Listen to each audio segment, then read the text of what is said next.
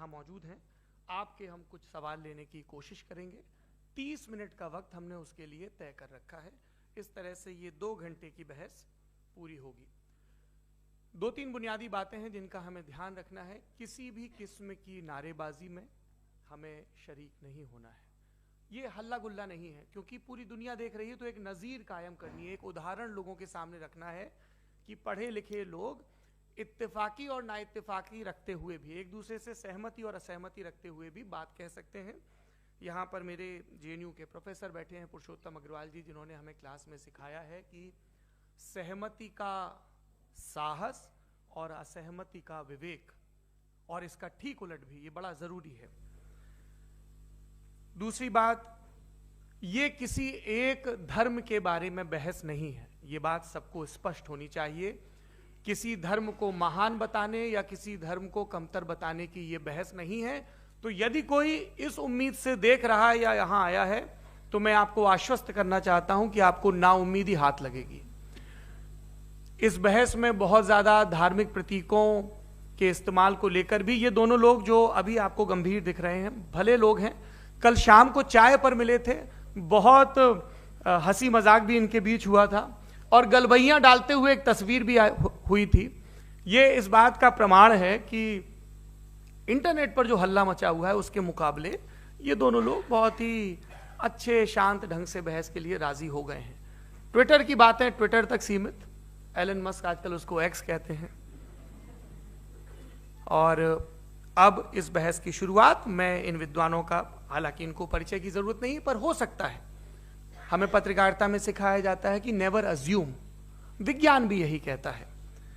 मुफ्ती smile Nadvi साहब Islamic विद्वान, शिक्षाविद हैं, कोलकाता के वाहियान फाउंडेशन के संस्थापक हैं, लखनऊ की प्रतिष्ठित दारुल उलूम नदवतुल उलमा से ग्रेजुएशन किया है, सोशल मीडिया और सार्वजनिक मंचों पर अध्यापन और बौद्धिक कामों में सक्रिय हैं, और इस समय इंटरनेशनल इस्लामिक यूनिवर्सिटी मलेशिया से PhD कर रहे हैं।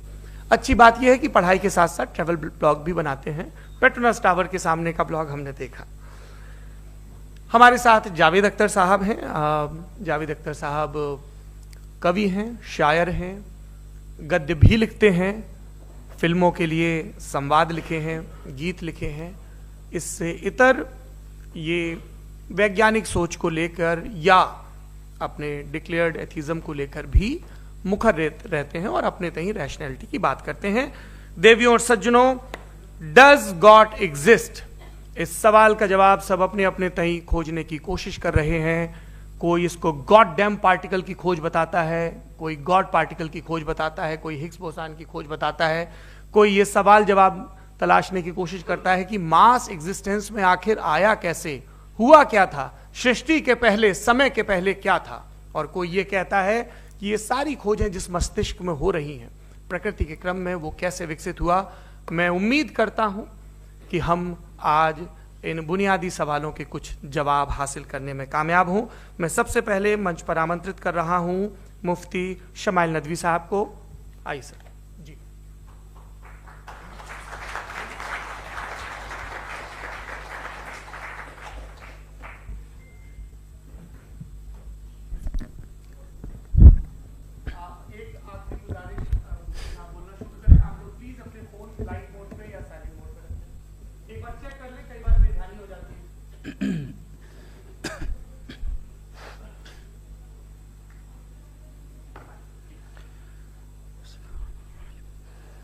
तमाम तारीफ़ें उस क्रिएटर के लिए जिसने इस यूनिवर्स को एक मकसद के तहत पैदा किया है।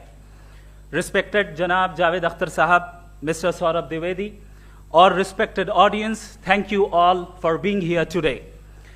आज की डिबेट में चूंकि हम बात करने वाले हैं डज गॉड एग्जिस्ट के टॉपिक पर, तो ये एक ऐसा टॉपिक है जिसके मुताल्लिक कोई भी डिसीजन लेने के लिए अलग अलग स्टैंडर्ड्स हो सकते हैं। लिहाजा डिबेट के शुरू में यह जरूरी है कि हम ये जान लें कि आज के इस टॉपिक में कौन सा स्टैंडर्ड सही होगा और कौन सा गलत होगा। सबसे पहला स्टैंडर्ड जिसे मैं समझता हूं कि हमारे रिस्पेक्टेड जनाब जावेद अख्तर साहब बड़ी तेजी के साथ उसकी तरफ लपकेंगे, वो है साइंस।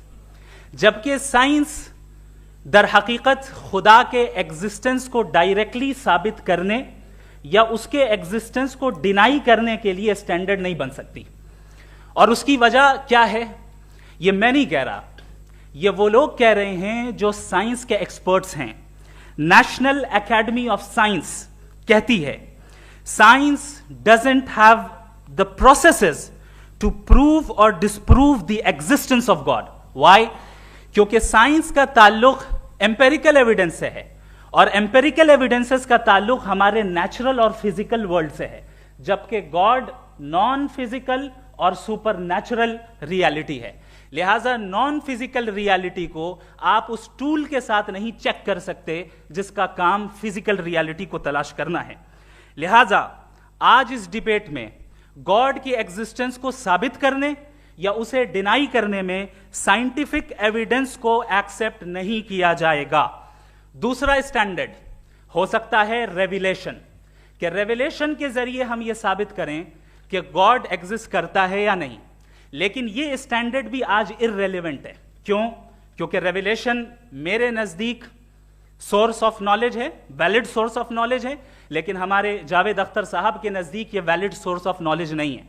लिहाजा आज की डिबेट में मैं एक भी एविडेंस किसी भी मजहबी स्क्रिप्चर से नहीं दूंगा, ताकि जावेद अख्तर साहब के लिए वो अनएक्सेप्टेबल ना हो। तीसरा जो मेयार हो सकता है वो है ऑब्जर्वेशन, कि भाई कोई कहे कि हमें खुदा दिखाओ, अगर है तो दिखाओ, या ये कि खुदा के एग्जिस्टेंस पर एम्पेरिकल एविडेंस दो, तो ये है दर हकीकत गलत टूल का इस्तेमाल करना। ये ऐसा ही है कि जावेद साहब मुझसे ये मुतालबा करें कि मुफ्ती साहब आप मेटल डिटेक्टर के जरिए प्लास्टिक डिटेक्ट करके दिखाएं। अब चूंकि प्लास्टिक डिटेक्ट नहीं हो पा रही है, लिहाजा plastic does not exist. No, you are using the wrong tool. इस टूल से प्लास्टिक को डिटेक्ट नहीं किया जाता। लिहाजा मैं समझता हूं कि गॉड के एग्जिस्टेंस पर एम्पेरिकल एविडेंस का मुतालबा करना एक बचकाना मुतालबा है, और हमारे रिस्पेक्टेड जनाब जावेद अख्तर साहब इस स्टेज से अब बहुत आगे निकल चुके हैं। अब बचता है एक ही स्टैंडर्ड, और वो स्टैंडर्ड है अक्ल, लॉजिक, रीजनिंग। और यही वो स्टैंडर्ड है जिसके तहत गॉड की एग्जिस्टेंस को साबित किया जाएगा या गॉड की एग्जिस्टेंस को डिनाई किया जाएगा। लेकिन चूंकि ये बहुत इंपॉर्टेंट और सेंसिटिव टॉपिक है, इसलिए लॉजिकल आर्ग्यूमेंट भी ऐसा होना चाहिए जो डेफिनेटिव हो, इनडेफिनेटिव ना हो, जो 2 और 2 4 की तरह बिल्कुल वाजे हो, जिसे लॉजिकली रिजेक्ट करना पॉसिबल नहीं हो। फॉर एग्जाम्पल हम कहें हमारे रिस्पेक्टेड मिस्टर सौरभ साहब, ये एक इंसान है और तमाम इंसान कॉन्शियस बीइंग है। लिहाजा नतीजा क्या निकला, हमारे सौरभ साहब भी कॉन्शियस बीइंग है। क्या ये इनडेफिनेट आर्ग्यूमेंट है या डेफिनेट आर्ग्यूमेंट है? ये डेफिनेट आर्ग्यूमेंट है। ये 2 और 2 की तरह वाजे है, इसमें किसी तरह जो है लॉजिकली इसको रिजेक्ट नहीं किया जा सकता। तो अगर आज हमारे जावेद अख्तर साहब